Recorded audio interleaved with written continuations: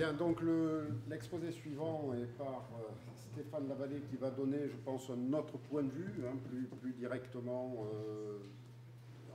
ancré sur le transfert technologique, hein, sur ça. Donc, dans le domaine de la robotique médicale, Stéphane Lavallée est ingénieur Subtélécom Bretagne. Il est docteur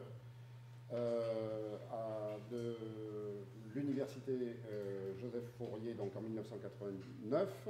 Il effectue un postdoctorat au Cambridge Research Lab de DEC aux USA. Il est médaille de bronze au CNRS du CNRS en 1994, le prix Maurice Müller à Heidelberg en 2005, le prix de l'Académie de chirurgie à Paris en 2011. Il est cofondateur de plusieurs sociétés dans le domaine de la chirurgie assistée par ordinateur, dans les domaines de l'orthopédie, l'arthroscopie, la traumatologie, le rachis, la radiologie interventionnelle, dentaire, urologie. Il a été en particulier le PDG de la société Praxim, qui a reçu le premier prix européen Innovation technologique en 2005. Merci Stéphane. Merci pour cette introduction et merci de m'avoir invité surtout. Je suis très heureux en tant qu'industriel effectivement de pouvoir parler à cette assemblée d'éminents experts. Je vais essayer d'être pragmatique et concret. Je vais vous parler de CAMI, de CAS, de GMCAO, d'AIM, de Surgical Robotics. En fait, là, on a un petit défaut, c'est qu'on n'a toujours pas trouvé le bon cycle et il faudrait qu'on en trouve un. Mais bon, en attendant, choisissez celui qui vous convient le mieux.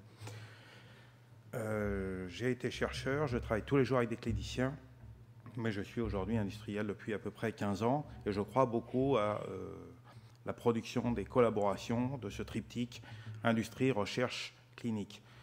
Je vais vous parler d'orthopédie. L'orthopédie dans notre domaine, c'est la discipline reine. Pourquoi? Parce que l'os est dur et que ce sont des objets, des structures rigides à 6 degrés de liberté, finalement, que l'on manipule, contrairement aux tissus mous qui sont très difficiles, finalement, à modéliser. Enfin, c'est ce que je croyais il y a 20 ans quand je m'étais lancé dans l'orthopédie. Donc, quelques déclarations de principe. Donc, j'ai un intérêt financier dans différentes sociétés. De nombreuses images de cette présentation m'ont été transmises par différents partenaires industriels. Et j'associe à cette présentation deux contributeurs, le professeur Éric Stendel à Brest et le professeur Philippe Merloz à Grenoble. Bon, je vais aller très vite donc, sur cette historique des systèmes CAMI, donc Computer Assisted Medical Interventions, puisqu'on en a déjà beaucoup parlé aujourd'hui. Ce qui est important de noter, c'est que dans toute cette série d'innovations qui sont arrivées au cours des 20 dernières années, une grande partie vient de la chirurgie orthopédique. Même si le cœur initial, c'est la neurochirurgie, l'orthopédie a été quand même un grand moteur d'innovation dans ce domaine. Alors pourquoi on fait de la chirurgie assistée par ordinateur dans l'orthopédie? Bien, d'abord avant la chirurgie, pour simuler le geste, valider le choix thérapeutique, former des chirurgiens juniors, préparer des chirurgiens seniors, élargir les indications opératoires, faire des choses qu'on ne pouvait pas faire jusqu'ici, et puis améliorer tout un tas de procédés, notamment la logistique des implants, des prothèses qui coûtent très cher. Pendant la chirurgie, notre Graal, c'est vraiment d'augmenter la reproductibilité des résultats pour tous les patients, sous-entendu, quel que soit le chirurgien, si l'on peut. Faciliter la réalisation du geste, augmenter la précision, apporter des informations quantitatives et rationnelles, augmenter la sécurité, favoriser la chirurgie minimalement invasive, réduire l'exposition aux rayons X. Il faut savoir que pour le patient, il ne vient qu'une fois, mais le staff opératoire, lui, subit les rayons X tous les jours. Réduire l'instrumentation, c'est très coûteux aujourd'hui dans les hôpitaux pour manipuler, stocker, gérer, stériliser, nettoyer. Optimiser le workflow chirurgical de façon générale, gagner du temps opératoire. Aux États-Unis, on compte 1 minute de bloc opératoire coûte à peu près 120 $.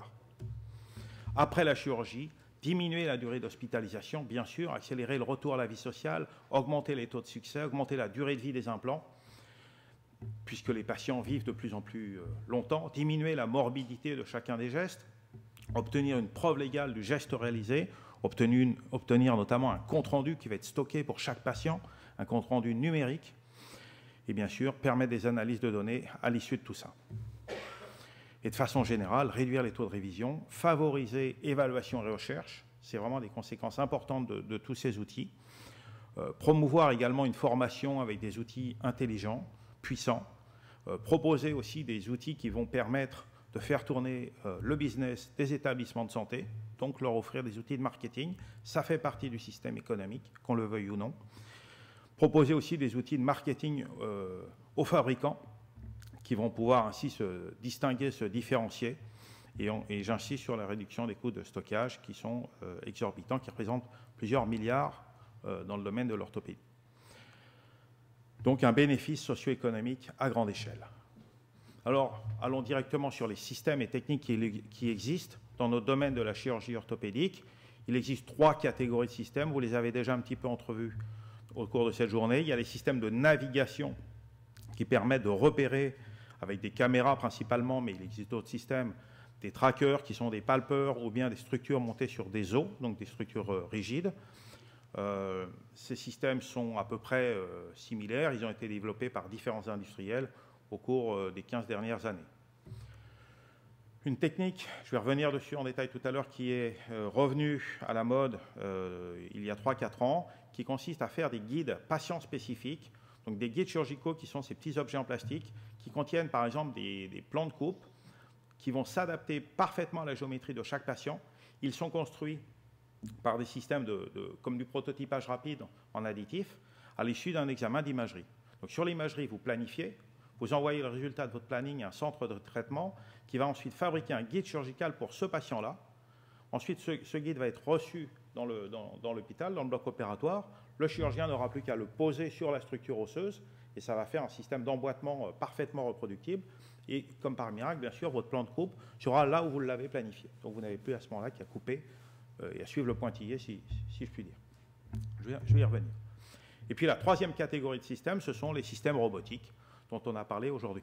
Encore une fois, moi je ne fais pas le distinguo entre les systèmes navigation, chirurgie assistée par ordinateur, passif, semi-actif, etc.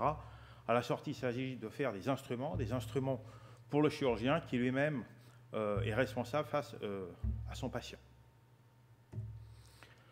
Alors maintenant, je voudrais quand même balayer les applications cliniques, vous démontrer, pour ceux qui ne le savent pas, que ça marche en clinique tous les jours dans de nombreux hôpitaux du monde entier. Ce n'est pas que de la recherche scientifique.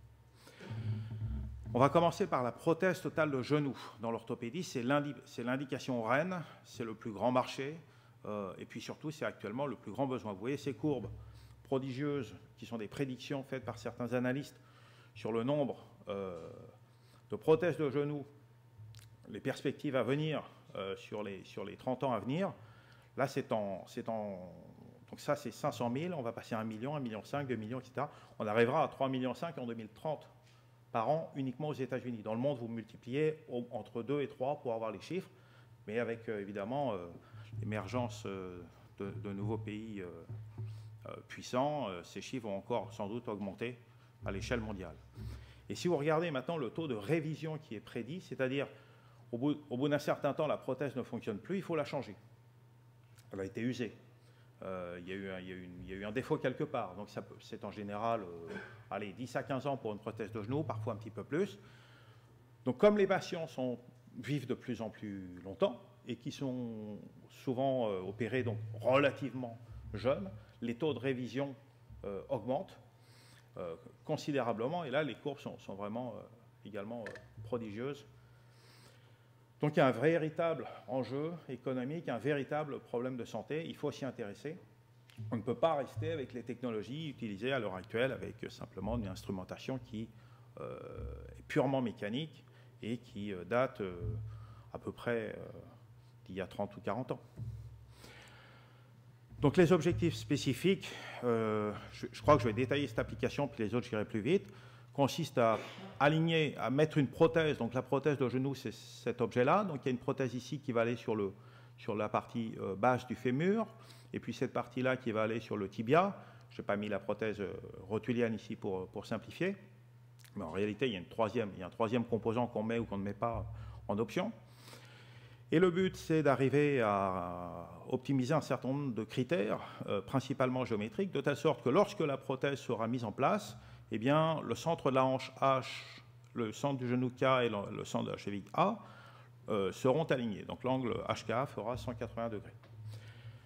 On veut également un genou stable, c'est-à-dire qu'entre l'extension et la flexion, il va falloir que les ligaments contiennent la prothèse, qu'il y ait quand même un certain nombre, une certaine laxité, permettant une cinématique.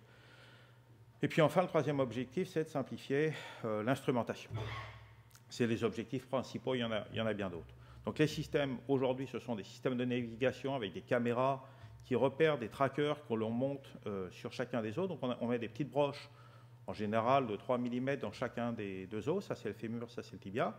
Et on a un palpeur qui vient balayer une surface. Et on va collecter comme ça, par exemple, des points sur la surface du genou pendant la chirurgie. Donc là, c'est des os en plastique, pour que ce soit acceptable aujourd'hui. Mais ça se passe vraiment comme ça en chirurgie. Donc le chirurgien vient numériser finalement un certain nombre de points, des points de surface. Alors ça, c'est une technologie qu'on avait inventée à Grenoble qui s'appelle le bone morphing. Il y a des technologies dérivées maintenant qui sont très répandues, qui consistent à faire des mini-morphing. Donc on fait ça, mais sur des toutes petites zones locales, pour collecter en fait des informations très très précises, uniquement dans les régions d'intérêt qui vont nous permettre d'optimiser l'ensemble des critères géométriques. Donc on saisit comme ça un nuage de points ici sur toute la surface du genou. Donc, en général, on prend à peu près 1000 points. Voilà, la saisie des points est terminée. Il n'y a pas eu d'imagerie avant et hop, on reconstruit en vraiment quelques secondes, même pas, la géométrie complète de l'os pendant la chirurgie. Donc on est capable comme ça de construire une image 3D de l'os pendant la chirurgie et d'obtenir une très bonne reconstruction 3D de l'ordre de 0,5 mm avec ces systèmes-là. Alors après, une fois que vous avez acquis ces données, vous avez tout un tas de systèmes de planification qui vont vous permettre d'optimiser un certain nombre de critères géométriques. Et enfin, des systèmes de guidage. En fait, c'est simplement d'équiper les instruments classiques du chirurgien avec ces capteurs, les relier par rapport à l'information géométrique de l'os pour ensuite guider, comme sur un GPS, la position de l'instrument vers sa cible définie par le chirurgien lui-même. Donc voilà, ça c'est vraiment l'ABC de la navigation chirurgicale telle qu'on l'a inventé à Grenoble à la fin des années 90. L'objectif principal de réduction de la variabilité du HK post-opératoire est atteint. Aujourd'hui, il y a des méta-analyses qui montrent qu'avec la chirurgie assistée par ordinateur, on obtient un HK dans une fourchette de 180 degrés, plus ou moins 3 degrés, dans 87% des cas, voire plus dans certaines publications, alors qu'en conventionnel, on est à 66% des cas. Donc oui, il y a maintenant un bénéfice avéré, prouvé. Reste maintenant à savoir quel est le bénéfice véritablement de cet alignement parfait. Là, ça reste encore une controverse. Perspective, l'objectif de contrôle rigoureux des laxités est en bonne voie, mais il n'est pas parfaitement atteint. Il n'y a pas de validation. Pourquoi? Parce qu'il manque des instruments fiables couplés à la navigation. Donc là, je pense qu'il y a plein de roboticiens dans la salle, donc vous avez sans doute plein d'idées. Il y a eu des tenseurs hydrauliques qu'on avait fait à Grenoble, qui sont toujours en développement. Il y a des systèmes plus simples, plus passifs. Il y a uniquement ce système-là actuellement qui marche, un système pneumatique inventé par le docteur Goujon à Lille, et à ma connaissance, c'est le seul système au monde utilisé en routine clinique, mais il est pour l'instant à l'état de prototype non commercialisé. Pourtant, avec ces systèmes de navigation et de localisation, le contrôle de la cinématique opératoire est possible et il est pertinent. Je ne veux pas rentrer dans des définitions très très chirurgicales, mais avec les mesures que l'on fait pendant la chirurgie de la cinématique du genou, entre le fémur et le tibia, on est capable aujourd'hui de recueillir des informations pendant la pose de prothèse qui vont avoir une influence sur le geste chirurgical. Donc ça marche, c'est très intéressant, le professeur Massin l'a démontré. L'objectif de réduction de l'instrumentation, lui, il est partiellement atteint. Aujourd'hui, on a supprimé la tige centromédulaire, qui est un instrument barbare qu'on vous met dans le canal centromédulaire du fémur, qui sert uniquement de guide et qui n'a pas d'autre fonction que le guidage. Donc celui-ci est supprimé grâce à la navigation, mais tout le reste de l'instrumentation reste présent dans ces systèmes-là. Donc des instruments plus versatiles verront le jour. On a vu ce matin, Jocelyne nous a parlé de ce petit robot qu'on avait fait à Praxim, qui est un système de guide de coupe robotisé qui permet de supprimer l'ensemble des blocs de coupe sur le fémur. C'est déjà un pas en avant. Par contre, ces petites pins de fixation pour les trackers sont notre ennemi public numéro 1. On cherche tous à les supprimer car ils représentent un temps additionnel et un coût additionnel in fine. Donc, deuxième technologie pour les prothèses totales de genoux, la réintroduction de ces guides chirurgicaux patients spécifiques, définis à partir des images scanner, TDM, ou IRM du patient. Donc vous avez ici un os, ici une vertèbre, bon, je vais revenir après sur le genou, et on construit un guide, qui est cet objet ici avec des hachures, qui donc épouse la forme, qui est je dirais le négatif de l'os, et qui contient également un guide, le guide étant ajusté pour correspondre à une trajectoire que l'on a définie ici pour passer dans le pédicule d'une vertèbre par exemple. Donc c'est une technologie qui avait été inventée en 1992 par Klaus Radermacher, un collègue allemand, et qui avait été abandonnée parce que l'imagerie scanner à l'époque posait de nombreuses difficultés. Aujourd'hui, elle est totalement revenue sur la scène, sur le devant de la scène, et des milliers de patients sont actuellement opérés quotidiennement, je dirais, avec cette technique. Les nombres sont vraiment impressionnants. Donc ça consiste à faire un examen scanner ou IRM du patient, à faire une planification pour dire voilà, je vais mettre ma prothèse à tel et tel endroit avec tel et tel critère géométrique, et à construire ces petits gabarits, soit avec des gabarits de pins, soit avec des gabarits de coupe, qui vont ensuite être produits donc, pour chaque patient, placés sur le fémur et sur le tibia, permettant ainsi de positionner les guides de coupe traditionnels de façon très précise. Alors l'avantage principal de ces technologies, c'est finalement surtout un gain de temps. Donc il y a encore pas mal de controverses, je ne vais pas rentrer dans les détails. Il y a des avantages, il y a des inconvénients, mais ce qu'il faut retenir, c'est que ça permet vraiment de réduire l'instrumentation et vraiment de gagner du temps, donc de réaliser des économies pour les systèmes de santé, et puis quand même un petit peu de centrer et de réduire un tout petit peu la courbe de Gauss. Mais on ne fait pas autant de progrès qu'avec la navigation chirurgicale. Alors, les systèmes de navigation de première génération, on les a vus. On a vu les systèmes de guides chirurgicaux arriver. Les systèmes de navigation, maintenant, répondent, en quelque sorte. Hein, il y a un match. Donc, il y a des systèmes de navigation très, très petits, très légers qui arrivent, qui utilisent des technologies non plus de localisation optique, mais par exemple des accéléromètres et des gyroscopes, comme le système Mortaline, qui utilisent non plus des ordinateurs complets, mais un simple... Alors là, c'est pas un iPhone, mais c'est l'autre, là. Voilà, je ne communique pas.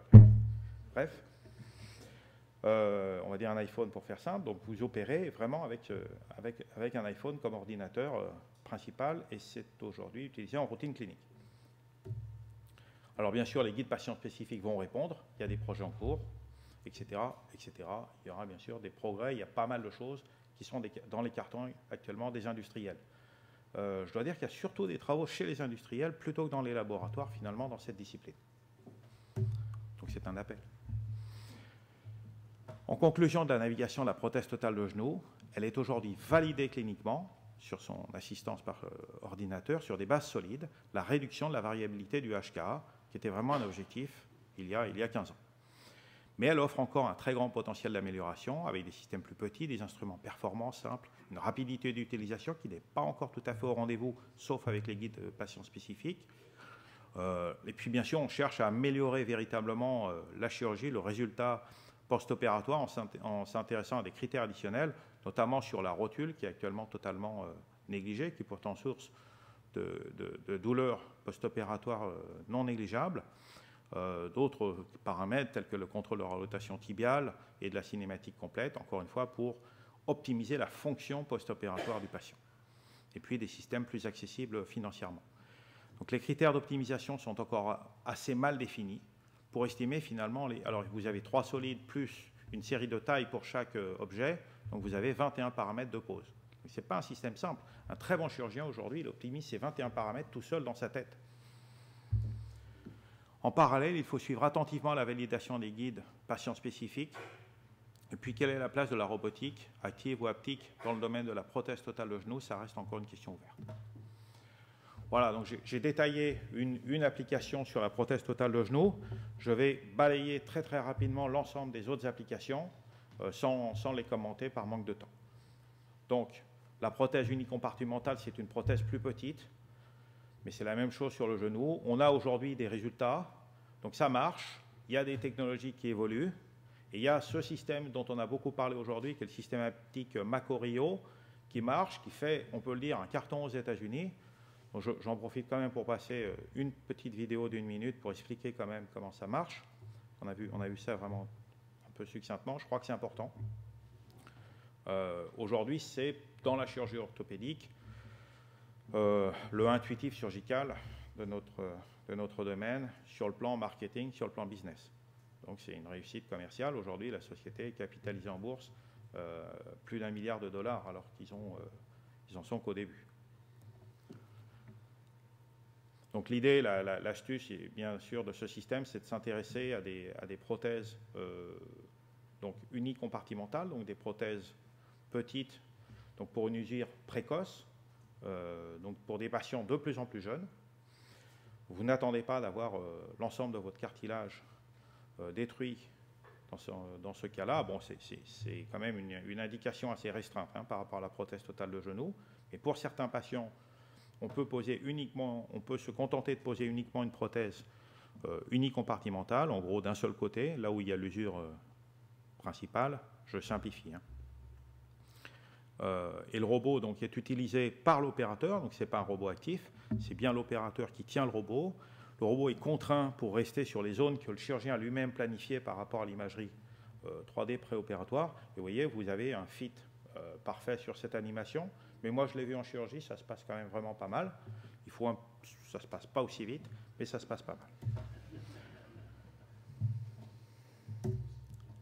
Alors, il y a des systèmes haptiques aussi très intéressants. On n'en a pas parlé. Je pense que Guillaume, c'est vraiment un truc super important aussi qui arrive en ce moment. C'est le système Blue Belt.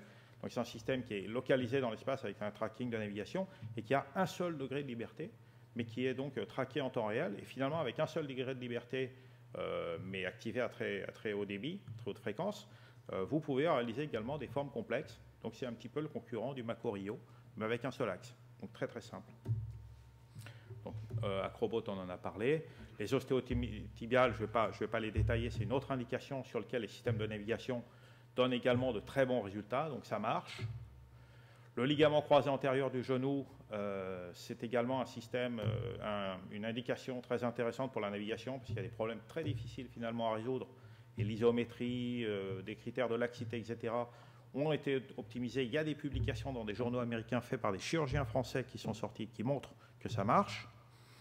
Voilà, donc je suis obligé d'aller très très vite. Les prothèses totales de hanche, on veut bien sûr optimiser des critères tels que la préservation de la longueur de jambe. Il faut avoir la bonne hauteur de jambe quand vous vous réveillez après l'intervention. Un bon offset, c'est-à-dire une bonne stabilité dans cette direction, qui va donner une bonne stabilité. Et puis une bonne orientation de la cupule, donc cette partie-là, pour respecter bien sûr les contraintes fonctionnelles. Donc il y a plusieurs systèmes sur le marché. Ils fonctionnent très bien, notamment pour ce contrôle de l'allongement de la hanche et la latéralisation avec simplement 2 trackers. Donc ça va très vite. Donc Stendhal et Lefebvre ont montré que la navigation permet d'obtenir un bon contrôle de la longueur dans 100% des cas à moins de 5 mm, qui est une donnée très intéressante. Voilà, ça, je passe. Et des perspectives, bien, est-ce qu'il y aura des systèmes de type robot ou Mako? C'est possible. C'est possible. Le système Robodoc n'est pas mort. Il continue d'exercer. Il continue de vendre des systèmes, notamment en Asie. Le système Mako vient de sortir une application dans ce domaine. Donc, sur la prothèse de hanche, ça bouge. Mais ça reste un problème difficile et discuté, notamment sur l'optimisation de la cupule. Alors, il y a des prothèses de hanche de plus en plus petites qui sont aussi très controversées, pour lesquelles la navigation a montré que ça marchait. Les prothèses d'épaule, c'est très difficile à placer de façon parfaite. Donc là, on travaille dessus. Il y a des systèmes qui arrivent. Et là aussi, ça donne des résultats très intéressants. Et enfin, sur le rachis, là, on en a parlé un petit peu ce matin. Donc, je vais aller très, très vite. En gros, je vais aller directement à la conclusion. Il y a plein de systèmes qui ont été développés, notamment à base d'imagerie scanner ou de fluoronavigation. Ça permet de réduire considérablement la dose de rayon X. On compte en secondes, en fait, la dose de rayon X. On passe de 11 secondes en fluoroscopie conventionnelle à 3,5 secondes pour un patient. Si on utilise la navigation, donc on réduit par plus que 3. Et puis il y a des petits robots qui arrivent. On en a vu un petit peu ce matin. En perspective, c'est l'imagerie 3D péropératoire à laquelle personnellement je crois beaucoup. Donc vous avez ici le système Medtronic O-arm avec des très très bons résultats, des pourcentages de vis bien placés qui sont excellents. Par contre, c'est des systèmes très coûteux. Donc il y a des systèmes dont il faut se méfier, qui ne respectent pas les équations de la tomographie, mais qui ne sont pas trop chers. Et puis vous avez les systèmes très bons comme le système OAR, mais qui sont malheureusement très chers. Donc il y a une place pour des systèmes entre les deux. Là, je vais devoir passer ça, je pense. Ça, c'est une indication très intéressante. C'est sur le conflit fémoro-acétabulaire. C'est jusqu'ici des patients qu'on ne traitait pas. On leur disait en gros, rentrez chez vous. Et puis on s'aperçoit aujourd'hui qu'on peut les opérer sous arthroscopie, donc avec une chirurgie très peu invasive. Il s'agit d'un phénomène de CAM ou de pincer, donc de malformation en gros, soit du fémur, soit du bassin, soit les deux. Il y a des fois des phénomènes mixtes. Et avec des systèmes informatiques, on est capable aujourd'hui de modéliser ça, de vérifier où sont les zones de conflit lors des différents mouvements cinématiques, de proposer des simulations qui permettent automatiquement d'éliminer, de simuler la résection osseuse sur le fémur ou sur le bassin, et de voir ce qui se passe ensuite, de rejouer une séquence de cinématique pour voir ce qui se passe ensuite, et de simuler ainsi, et de s'apercevoir qu'il n'y a plus de conflit si on fait cette résection, qu'il reste un conflit si on fait telle autre résection, etc. Donc ça, c'est vraiment une application nouvelle, très importante, en explosion sur le plan industriel.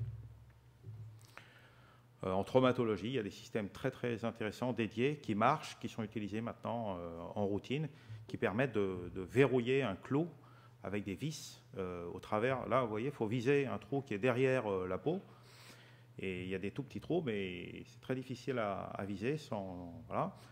Donc on fait aujourd'hui beaucoup de rayons X et ça prend beaucoup de temps. Et avec des systèmes de navigation électromagnétique placés à l'intérieur du clou, on arrive à repérer ça avec une très grande précision. Voilà, donc il y a plein d'applications qui sont encore en cours de développement. Les tendances, aujourd'hui, c'est la convivialité, la simplicité, la rapidité d'usage. Pour avoir des systèmes finalement dédiés, non plus des systèmes universels, à des indications précises et paramétrables pour chaque utilisateur. Tous les patients sont différents, mais tous les chirurgiens sont également différents. Donc ça, on a mis quelques années avant de comprendre ça. Maintenant, je crois que c'est clair pour nous dans l'industrie. Les grandes tendances, c'est aussi bien sûr des implants patients spécifiques, et non plus simplement des guides patients spécifiques construits à partir des images et des données préopératoires. Ici, ce sont des images, j'ai oublié de les citer, de la société Conformis, qui propose, vous voyez, des implants qui vont vraiment s'adapter à la pathologie du patient. Ici, il a deux compartiments usés, le compartiment de la rotule et puis le compartiment, je ne sais pas si c'est médial, et l'autre compartiment, on ne le remplace pas, on le laisse comme il est, et on fait des prothèses les moins invasives possibles. Et aujourd'hui, les techniques de fabrication des implants commencent à permettre de faire cela. Ça, c'est vraiment très récent, également en termes de coûts. À des coûts abordables, je veux dire. Et puis, bien sûr, ou des greffes de cartilage optimisées. Et puis, là, je rejoins totalement Jocelyne Trocaz, Guillaume Morel, sur cette notion d'instruments chirurgicaux collaboratifs ou autres définitions. En tout cas, intelligents, semi-actifs, prenant en compte les données péropératoires qui sont, bien sûr, inaccessibles en préopératoire. Donc là, il reste un Graal à trouver dans ce domaine-là. Et il y a plein d'autres tombées de tout ça dans l'évaluation, dans les études et dans la formation. L'évaluation, on a parlé ce matin du système EOS qui est formidable pour ça. Des études, bien, avec toutes ces technologies, on peut optimiser des implants, on peut optimiser la morphologie des implants par rapport à des modèles statistiques. C'est un des dérivés, une des retombées de tous ces systèmes-là, pour savoir comment va se positionner un implant. Une autre retombée, j'en ai parlé très brièvement, c'est la formation. La navigation, la chirurgie assistée par ordinateur, c'est un outil de formation clinique merveilleux. Ici, c'est un cours qu'avait organisé Caroline Anglin au Canada auprès de résidents qui étaient restés 3 jours enfermés avec des systèmes de navigation sur des œufs en plastique et qui étaient ressortis vraiment enthousiastes par rapport à toute leur formation de cursus classique. Conclusion numéro 1, la navigation pour les prothèses totales de genou, elle est au point et elle est validée cliniquement.